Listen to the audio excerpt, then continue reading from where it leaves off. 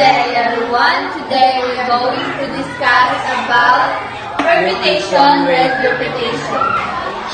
Permutation with repetition refers to the number of ways to arrange objects where objects can be repeated in the order of first. So, permutation with repetition is nag-refer na siya sa mga number of ways na i-arrange na maaaring ulit-ulitin.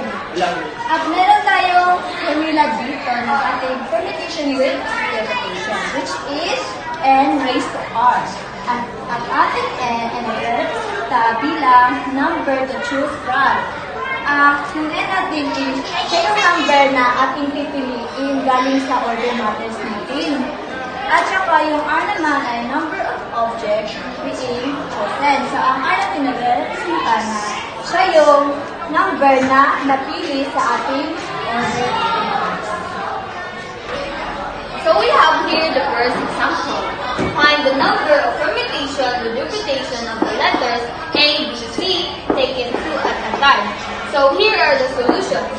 Our n is 3 because the letters is 3. 1, 2, 3. So our r is 2 because taken 2 at a time. So 3 to the power of 2 equals 9. So or 3 times 3 equals 3 times 3 equals 9. So we have 9 ways. We have AA, AB, AC, BA, BB, BC, CA, CB, and CC. Sample number 2. A home security company offered an electronic security system that utilized the number 0 to 9 for 5-digit security code. A. How many possible security codes are available if the digit can be repeated? How many possible security codes are available if the digit can be repeated? So, ang n natin is 0 to 9. Kasi, ang 0, sasalihin natin sa pagbilang. 0, 1, 2, 3, 4, 5, 6, 7, 8, 9. So, bibilangin natin, total siya is 10. Then, ang R natin is 5-digit security codes is because number of the object being chosen, 5.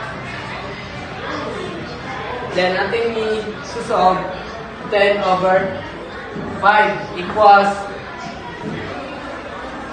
10 times 10 times 10 times 10 times 10 equals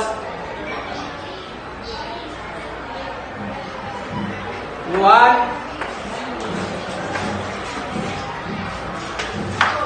Total siya is 100,000 ways. We also have example number 3. Our restaurants offer 4 types of drinks: coffee, tea, juice, and soda.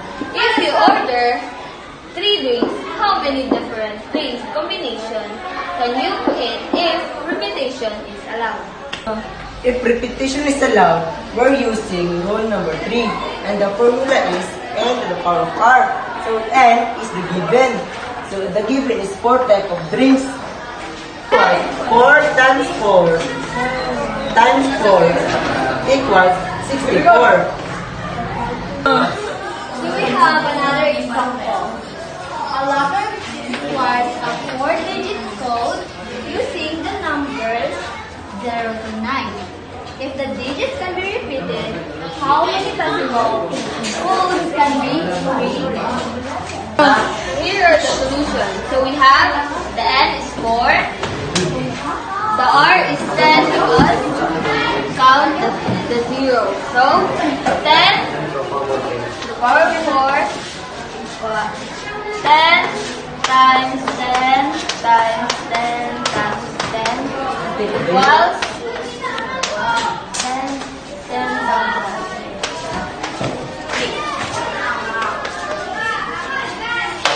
6. Ang independence events ay nangyayari kapag ang resulta ng isang event ay hindi na-epektuhan ang probabilidad ng ibang event. Halimbawa, you're rolling a dice and flipping a coin. The probability of rolling a dice is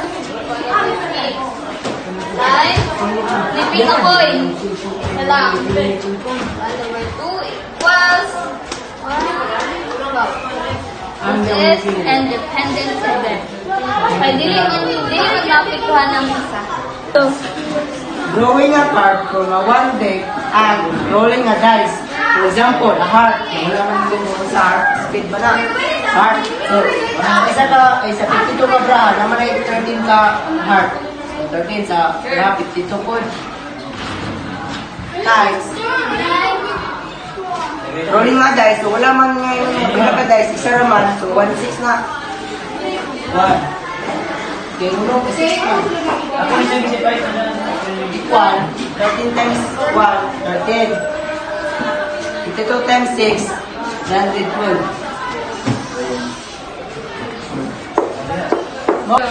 Thank you for watching our video.